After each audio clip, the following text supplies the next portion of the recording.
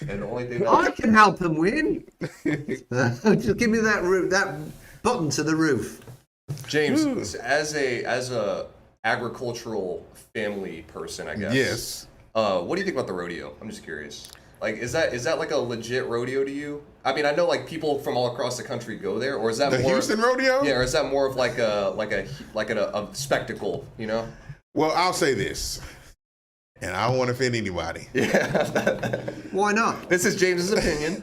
Why won't you offend anybody? This is my opinion. Because he's gonna dunk on it right here. The Houston rodeo. This is his way of saying, I don't really want to answer this question. No, I'm going to answer it. I'm going to answer it. The Houston rodeo is an amazing event, right? But what's experienced is not your typical rodeo. I've gone to the rodeos where it's strictly for the cows, the pigs, and it ain't all these concerts and these carnival rides. So and all what's that. a good rodeo and a bad rodeo? How much poop you have to shovel? Well, it's not that they're bad. It's just when you're thinking about a rodeo and you're talking about the events that take place and the efforts that are the guy. For us as exhibitors behind the scenes, it's a rodeo for us every time, no matter where it is, because we're working.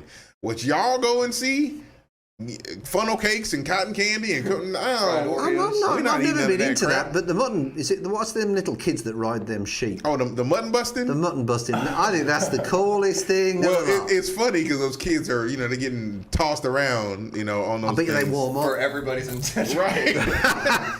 Now with their helmets, it's like they're going to play football. So to answer your question, Jack, I've been to the one, there's no glitz and no glamour. It's straight up, you're in there for... You did in there to work. Isn't there a rodeo in Sugarland or something? Fort Bend County? Fort Bend County. Yeah, we haven't done that one. That one it gets kind of glitzy, glamoury too, but we haven't done that one. We've done the Brazoria County, and Brazoria County.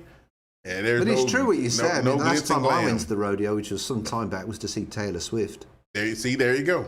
And that's what people think about it. It's concert time and all of that. Now, Brazoria County, they have added an entertainment. One other guy, not entertainment. Years ago, George amusement Strait. park. And I'm not even a country music. They've fan. added an amusement park section for the Brazoria County piece on the backside.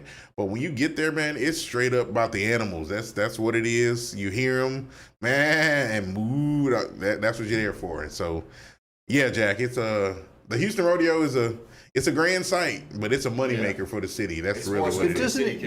But doesn't it? Does it make a lot of college money for? Makes a lot. There's competitions where like people from like the South come. Like it's a big. The philanthropy is unmatched, and because those guys they go in there and they'll buy your cow or your goat for $500,000, and you can use that for your school scholarship and all of that. So I'm not saying it's not a money generating thing for the kids. You could use all the money for your... Yeah, it's not like cash money you get in your pocket, but towards school. It's basically it pays for your school. You can do that. It pays for your college room. There you go, with no window. Your $5,000 college. That's why it was so sad, man, for COVID, when Sylvester, they shut down the rodeo. We had just gotten there that morning. Like get there, you wait in line overnight. It was like a 7-hour wait. You wait in line. You get there like at midnight the night before, and you wait until they open the gates to get you in. And we unloaded everything, and we probably got unloaded by 8:30, 9 o'clock with everything. And then they're telling us we got to be out by 12. It's like, bro, that is not happening. Why couldn't they have the rodeo but just without the public? Well, that's what they essentially ended up doing the next time. That's what they could have done, but it was executed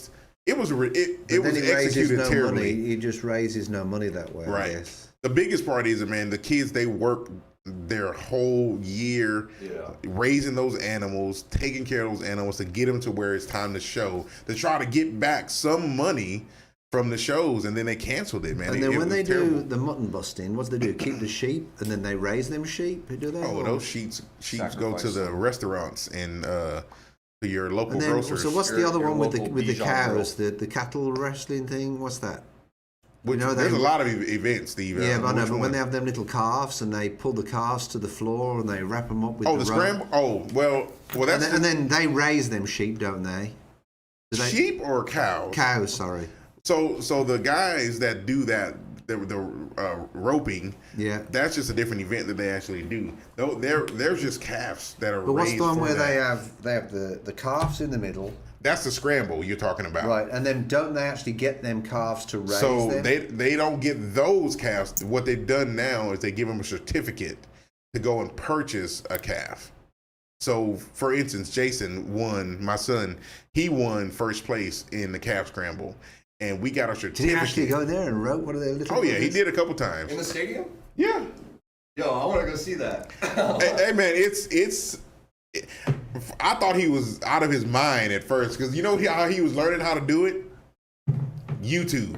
Oh, there's me thinking he's chasing you around the living room. No, he would chase our dog, but kind of learning how to, because you got to tie the halter on a certain way, going to YouTube, making sure he got that. I was like, dude, are you going to go out and like try to like mess around? It's like, Dad, I'm going to do it. But you got to catch them because they're fast. They're little, but they're fast and they're strong.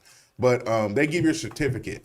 So the very first one we got, I think the certificate was for like $1,000 or $1,200 or so. And then you have to use that to purchase a cow for them to raise. So to buy a calf is only $1,000. No, that's what the certificate is for. You You have got to to pay pay the the rest difference. yourself. Yeah. So our first calf was $2,900. So that just took So what do you do? You $1,000. haggle with the owner and say, "Well, I'll give You could, but if you want a good one, you're gonna pay the difference and get because the key is that you raise the cow so that it can win the contest so you can get money back. And I didn't know that when we first got into it until I started getting checks in the mail. And of course, she had a couple of calves, so those are always a win. I just sold one of my bulls, so it's just one of those things where you don't get rich doing it, but you can make some money. Do you need a license like for a car salesman? You need a trading license? No, but we do have papers for them. Like a pedigree? They're registered, yeah. My calves are registered. Cows are registered.